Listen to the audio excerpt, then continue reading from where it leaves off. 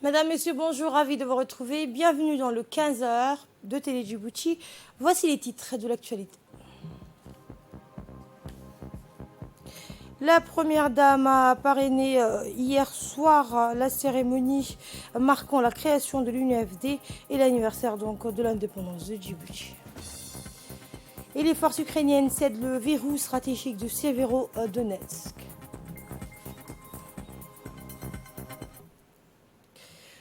Bonjour et merci de nous accueillir chez vous sous le patronage de la Première Dame et présidente de l'Union nationale des femmes djiboutiennes, Madame Khadra Mohamed Haid, s'est tenue hier soir au siège de l'UNFD, une soirée festive pour la commémoration du 45e anniversaire de l'UNFD et de l'indépendance de Djibouti. Eh bien, cette cérémonie était une occasion pour faire le point sur les réalisations de la femme djiboutienne qui a lutté pour l'indépendance du pays en 1977, mais aussi le rôle de l'Union nationale de la femme djiboutienne, l'UNFD, incarnée par la Première Dame et présidente de l'UNFD, Mme Khadra Mohamed Haid, qui est la première militante pour la cause de la femme djiboutienne et qui mène un combat sans relâche pour lutter contre l'analphabétisme et les violences faites aux femmes, ainsi que la mutilation génitale féminine et favorise la promotion du genre et l'autonomisation de la femme. Cette soirée marquant le 45e anniversaire de la création de l'UNFD et la fête de l'indépendance nationale a vu la participation de plusieurs femmes ministres, militaires des différents corps armés du pays, des femmes militantes pour l'indépendance du pays ainsi que des hauts cadres des institutions de l'État. À son arrivée, la Première Dame a été accueillie par la ministre de la Femme, la ministre des Affaires sociales et de Solidarité et la vice-présidente de l'UNFD, ainsi que la secrétaire générale de l'Union nationale des femmes djiboutiennes.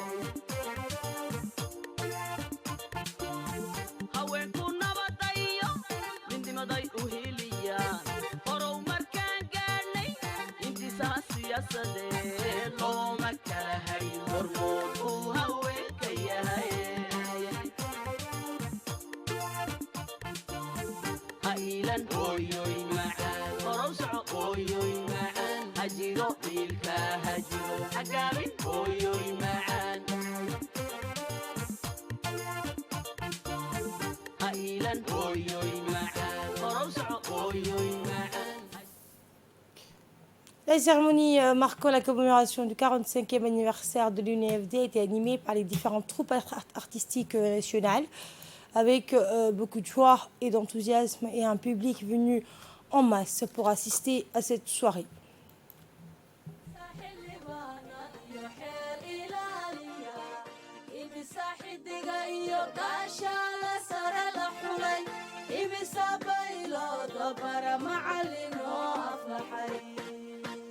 marwada tala awran arrinkiyo malaha ragale horsadka aan ku dayano khadra hooyo waa aniga ilmaha ilmihiisa taariikhda iyo annagu khadray kuma ilowno ifka hooyo noloshayada khadray kuma ilowno hooyo ifka noloshayada hooyo ifka noloshayada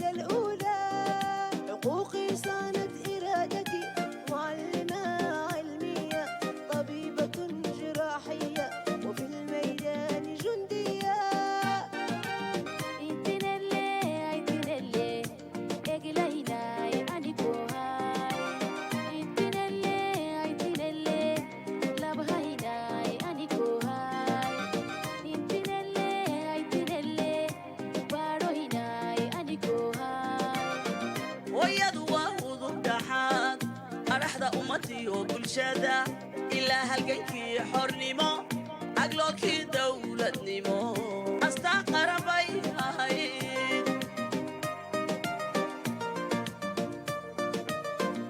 adeega horow markuna la'aanteed ma aflexeen agaasima iyo wasiir arkaantii ciidamada aqoon-yahan iyo digtoor intaba waa loo igmaday.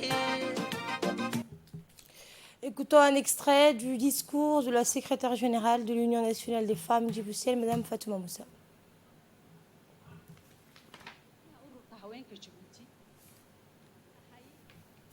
in aan idinku soo dhaweeyo caawa oon idhaaho ku soo dhawaada xafladan oon ugu talagalnay in lagu maamuuso 45 jirka. Et cette cérémonie a été marquée par des défilés militaires et des remises des cadeaux, des défilés donc de toutes les femmes ayant marqué l'histoire de la République de Djibouti et des remises de cadeaux aux femmes djiboutiennes et une remise de cadeaux à la première dame.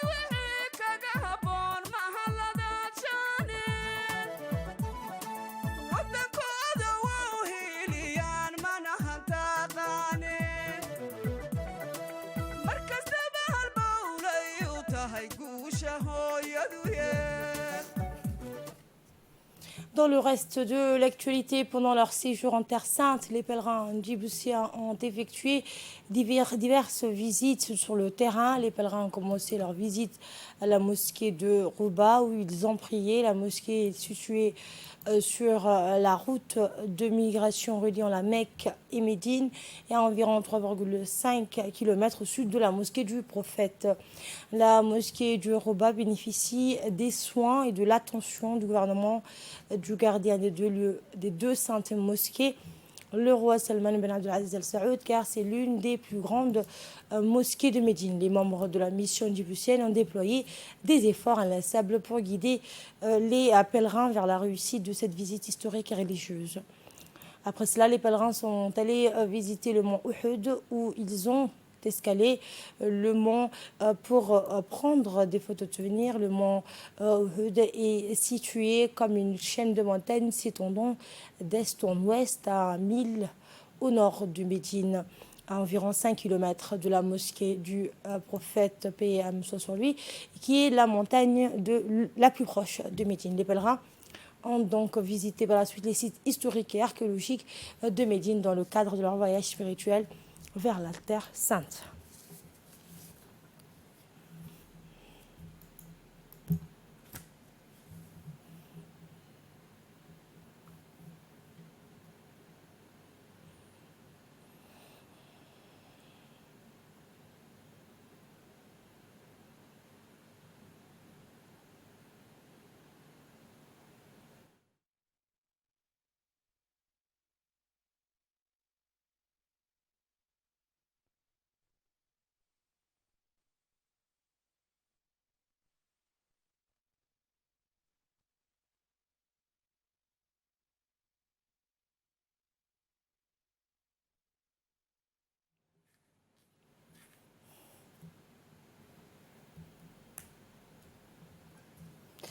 Le chef d'état-major général des armées, le général de corps d'armée Zakaria Cherif Ibrahim, a décoré de la médaille d'officier de l'ordre de 27 juin ce matin à l'hôtel des officiers Hassan Bassouma, deux officiers supérieurs de l'armée marocaine détachés aux forces armées djiboutiennes pour le compte de l'Académie militaire interarmée d'Arta en qualité d'instructeur. Il s'agit du lieutenant-colonel Faisal Bouharba et du lieutenant-colonel Aziz Shekel.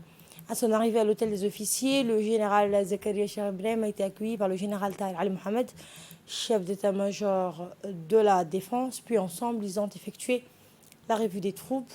En amont de la cérémonie de la décoration, le général Zakaria Cherif Ibrahim, en présence du général Tahir Ali Mohamed, s'est entretenu avec le chargé d'affaires de l'ambassade du Royaume du Maroc à Djibouti. C'était le moment de discuter des relations et de coopération militaire entre les deux pays. L'attaché d'affaires marocain, Moubarak Hadawi, a souligné qu'en raison des excellentes relations militaires, il apparaît que la République de Djibouti et le Royaume du Maroc sont considérés comme pays limitrophes, malgré la position géographique éloignée. Ceci est dû de la politique avisée des deux présidents et chefs suprêmes des armées, le roi du Maroc, Mohamed VI et Ismaël Omar Guelleh. Puis vint le moment de la décoration, vous voyez à l'image, arrivé à Djibouti en 2017, ces officiers supérieurs marocains ayant entamé leur 5e année de séjour à Djibouti ont contribué significativement à l'essor de l'Académie militaire interarmée d'Arta, l'AMIA. À travers leurs expériences, ils ont su inculquer aux jeunes élèves, officiers, l'enseignement et la culture militaire et n'ont ménagé aucun effort dans les missions assignées. Fantassin à la base, le lieutenant-colonel Faisal Bouharba était responsable de la cellule programme au sein de la direction des études. Il était responsable du programme d'instruction de l'AMIA. À ce titre, il a contribué grandement à la réforme du programme qui a duré 3 ans et qui a pris fin en 2022. Expert en pédagogie militaire, il a enseigné les cours de pédagogie et celui de droit des conflits armés aux élèves officiers. Officier des blindés, le lieutenant-colonel Aziz Shekel a été responsable de la cellule examen au sein de la direction des études. Il était en charge des résultats de tous les examens ainsi que le concours d'entrée à l'AMIA. Il a aussi enseigné le cours de topographie. Il y a lieu de souligner que ces deux officiers supérieurs, de par leurs riches expériences d'instructeurs, ont été des formateurs de formateurs. Ces deux officiers dotés de très bonnes qualités humaines se sont investis énormément au développement de l'AMIA en particulier et des forces armées djiboutiennes en général. Cette distinction hautement méritée symbolise les efforts consentis et c'est dans ce cadre et satisfait du devoir accompli que le général Zakaria Cherébem a voulu particulièrement leur adresser ses félicitations à travers cette décoration. Le colonel Ouass Omar Borolé, commandant de la garde-côte, a accueilli jeudi le contre-amiral Fabrizio Bondi, commandant de la force navale européenne Atalante, en visite de travail en République de Djibouti. La force Atalante est une mission dans le cadre de la force navale européenne qui vise à lutter contre les menaces de piraterie et de terrorisme maritime dans le golfe d'Aden et de l'océan Indien. Le colonel Ouass Omar Borolé a saisi cette occasion pour présenter à la délégation les missions et les capacités opérationnelles de la garde-côte djiboutienne. Et à la fin de sa présentation, une riche discussion s'est établie entre les deux parties qui ont partagé leurs expériences particulières dans le domaine de la sécurité maritime et les moyens de renforcer la coopération et la collaboration entre les deux institutions. Le contre-amiral Fabrizio Bondi a reconnu le rôle important que la garde-côte djiboutienne dans la sécurité et la sûreté maritime de la région du Golfe d'Aden et du détroit de Bab el-Mandeb et a salué le développement fulgurant de cette institution depuis sa création. La visite s'est clôturée par un échange de cadeaux. Le ministère de l'Éducation nationale et de la formation professionnelle, en étroite collaboration avec l'UNICEF, a organisé jeudi au centre de formation un atelier de validation de la stratégie nationale de l'eau, l'assainissement et l'hygiène dans les écoles de Djibouti.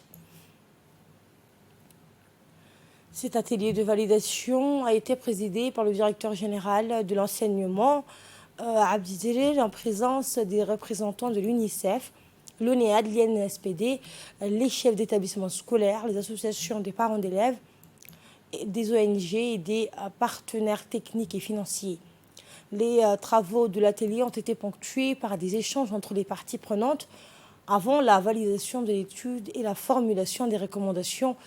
À la suite de ces recommandations, donc 5 axes stratégiques ont été présentés pour servir de fil conducteur pour cette stratégie nationale, une stratégie qui s'inscrit en cohérence avec le schéma directeur de l'éducation que le ministère de l'Éducation nationale est en train de finaliser et qui vise le renforcement des services de l'eau et des assainissements en milieu scolaire afin d'améliorer les conditions d'apprentissage des élèves. Le précédent atelier portait bien sûr des données recueillies sur le terrain, ont été analysées, discutées et des pistes de réflexion proposées pour élaborer une stratégie en eau, hygiène et assainissement dans les écoles. Le ministre de l'Éducation nationale a rénové les structures sanitaires des écoles.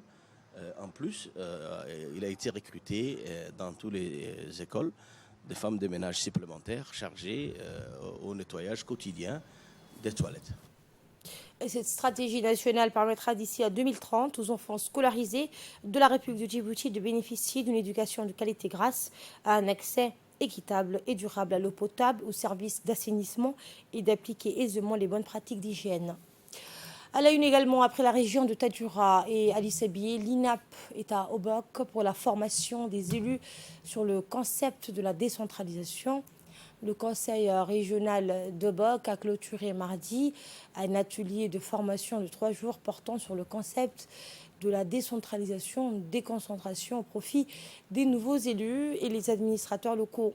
Financé par l'Union européenne et mis en œuvre par l'Expertise France et exécuté par l'INAP, en collaboration avec le ministère délégué chargé de la décentralisation, cette formation s'inscrit dans le cadre du renforcement des capacités des ressources humaines, notamment les élus locaux, les personnels du conseil régional et les sous-préfets, afin que ces derniers assimilent le rôle et leurs droits. La formation sur le concept de la décentralisation et de la déconcentration a permis aux acteurs de la décentralisation de comprendre leur rôle et d'être à la hauteur de leur mission pour pouvoir contribuer à la mise en œuvre du processus de la décentralisation. Au cours de cet atelier, la discussion axée sur l'importance de la décentralisation et les rôles de tout un chacun dans la mise en œuvre de ce processus est engagée avec tous les personnels dans le but de former des élites de la région afin de relever les défis. Là pour continuer notre formation Et donc, n'hésitez pas à nous demander vos besoins. L'INAP est là pour cela. Et j'invite également ici le président et le préfet. Le 30 juin, donc l'INAP va organiser une grande cérémonie, journée porte ouverte, dans laquelle elle veut faire, en tout cas, partager ce que l'INAP fait comme service à tout le monde. Donc, on est là à vos côtés. Donc, voilà. Et je voulais clore aussi que la formation a été bénéfique pour les élus qui étaient présents et était vraiment enrichissante. Les locaux de la CNSS a abrité jeudi une cérémonie de fin de formation sur les troubles du spectre de l'autisme organisée conjointement par l'association Sunat Al-Hayat et la CNSS. Cette formation qui a duré 4 mois a été assurée par visioconférence par la psychologue Claire Perrault, des enseignants, un pédiatre et une psychologue ainsi que des parents d'enfants autistes ont pu bénéficier de l'expertise pour savoir comment les parents où les enseignants doivent se comporter avec les enfants autistes. Écoutons à présent les propos de la secrétaire de l'association Sunat Al-Hayat, Mme Samir Ahmed, et de M. Guélé Youssef Rayat, chef du département des services de soins de la CNSS.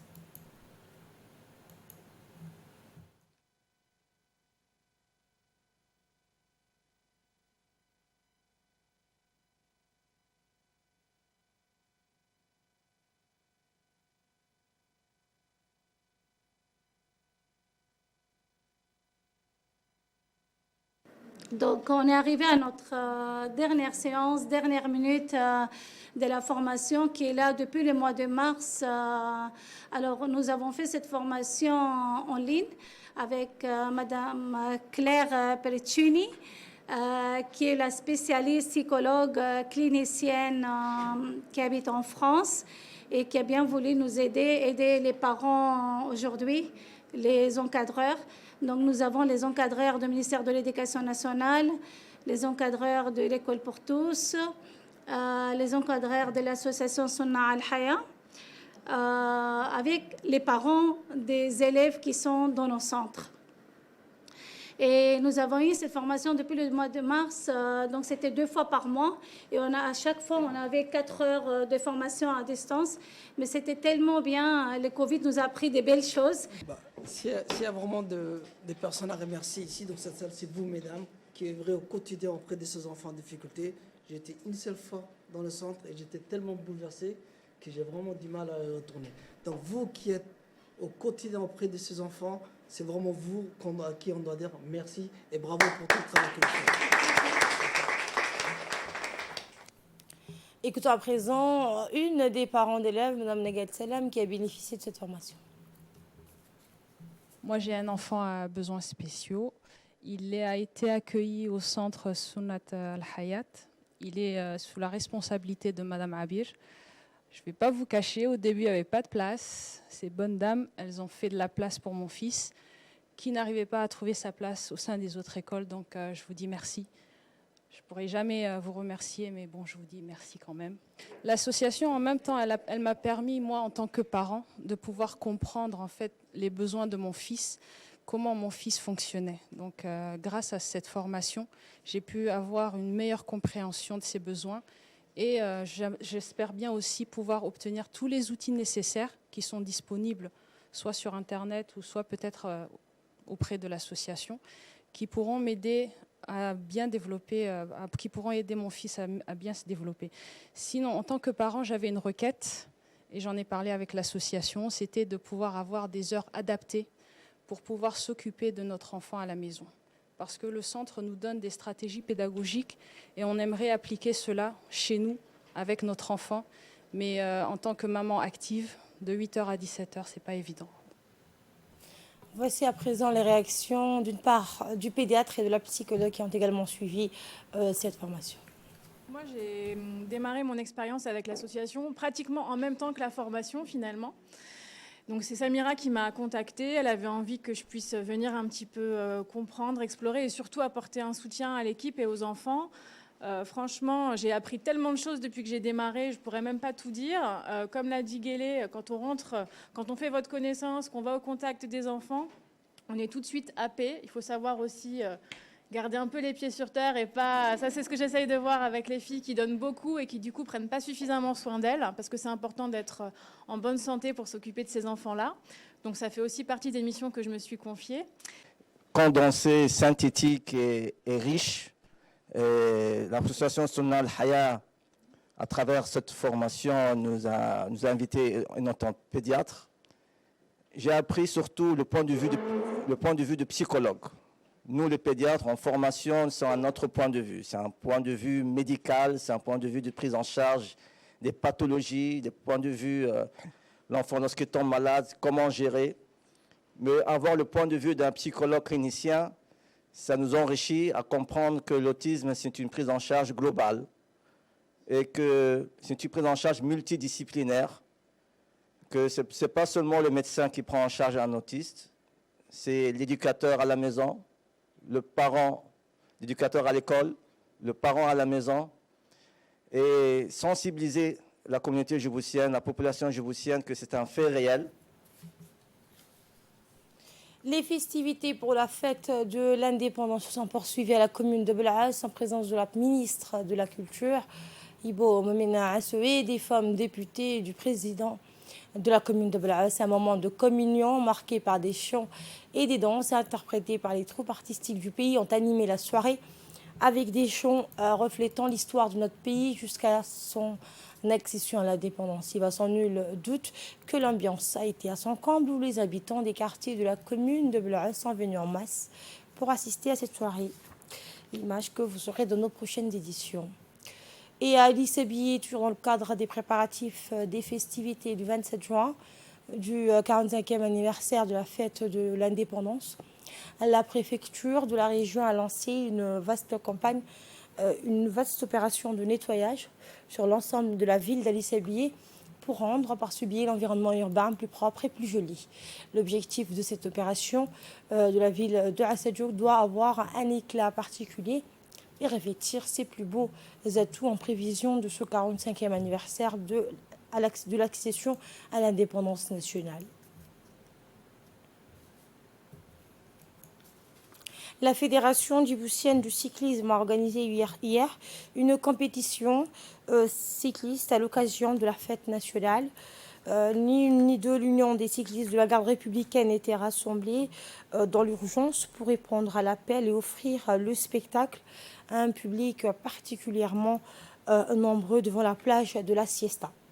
Comme à son habitude, l'Union des cyclistes de la garde républicaine, partie en dernière position, s'est rapidement portée en tête du peloton pour se détacher rapidement sous l'impulsion du relais appuyé par Radouane Hassan et le coach David Lofreda en personne, présent donc dans l'équipe pour l'occasion comme capitaine de route. Eh bien, c'est tous les coureurs derrière qui ont ensuite apporté leur pierre à l'édifice en effectuant leur part de travail devant. Sans concurrence, l'Union des cyclistes de la garde républicaine a coupé son effort pour passer la ligne d'arrivée ensemble et souligner le travail d'équipe. Les coureurs ont ensuite accueilli le reste des coureurs sous des méritants encouragements compte tenu du peu d'entraînement hebdomadaire proposé par la fédération. L'équipe de cyclisme de la garde républicaine vise des objectifs ambitieux cette année, notamment la participation au Tour cycliste de Madagascar, du Bénin et du Togo. Elle veut également développer le cyclisme en ouvrant son club aux plus jeunes et aux plus adolescents, mais aussi en montant la première équipe cycliste féminine de l'histoire du pays. Et à l'occasion de cette démonstration éclatante, le colonel Mohamed Jama'a Doualé, commandant la garde républicaine, et l'ensemble des officiers, sous-officiers et militaires de rang de la garde républicaine, ainsi que M. David Lofreda, directeur technique et sportif de l'UCGR de la garde républicaine, adressent leurs chaleureuses félicitations à l'équipe de l'Union de cyclisme de la garde républicaine pour son encouragement, pour son engagement auprès de la jeunesse djiboutienne et l'excellence de ses résultats.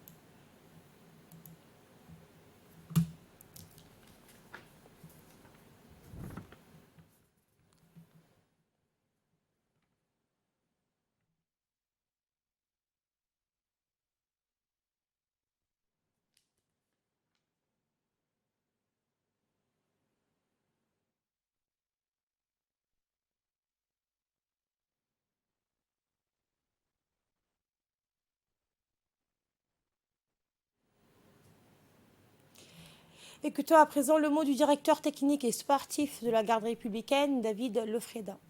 Je voulais profiter de l'occasion de cette jolie course pour la fête nationale, d'abord pour remercier la fédération, même si on n'a pas été invité officiellement, on a pris beaucoup de plaisir à rouler avec cette jeunesse et on est toujours présent pour la jeunesse à la garde républicaine pour les accompagner, pour les former, pour leur donner un apprentissage du vélo et leur enseigner peu à peu donc les rudiments de ce qu'on enseigne dans une école de cyclisme. Ça c'est le premier point. Et puis je voudrais d'abord remercier le colonel Mohamed Jamadoualé pour le soutien donc continu qu'il a auprès de mes coureurs, qui nous a permis il y a 3 ans de partir à Madagascar avec les résultats que vous connaissez. Et je voudrais en profiter aussi pour dire que le club de la garde républicaine n'est pas un club de militaires, que la garde républicaine c'est une institution qui est ouverte à tous, qui accueille tout le monde, tous les Djiboutiens, y compris donc les civils. Et donc nos portes sont ouvertes et on recrute des jeunes à la rentrée dès le mois de septembre. On va recruter dans la jeunesse djiboutienne, à la fois des jeunes enfants, des très jeunes, des adolescents, également des filles. On voudrait former une équipe de filles. Et puis on a un programme qui est assez chargé. Comme d'habitude, on va relancer après la période de Covid. On va faire l'année prochaine donc le tour de Madagascar, le tour du Togo, le tour du Bénin et peut-être le tour du Mali. Donc c'est beaucoup d'objectifs donc pour la garde républicaine et donc pour le cyclisme du pays. Et ben voilà, je voulais saisir ce moment d'abord pour féliciter mes coureurs qui n'ont pas eu de course pendant 2 ans avec le Covid et c'était assez difficile de se maintenir en forme. Ils ont le mérite d'être en forme et on remercie encore la fédération et on tend la main à la fédération. Je voudrais qu'on entende ça réellement. On est prêt à travailler avec la fédération, naturellement. On a besoin de la fédération comme la fédération a besoin de nous. Et j'en profite également pour souhaiter une bonne fête nationale à tous mes amis djiboutiens. Merci beaucoup. Bonne fête.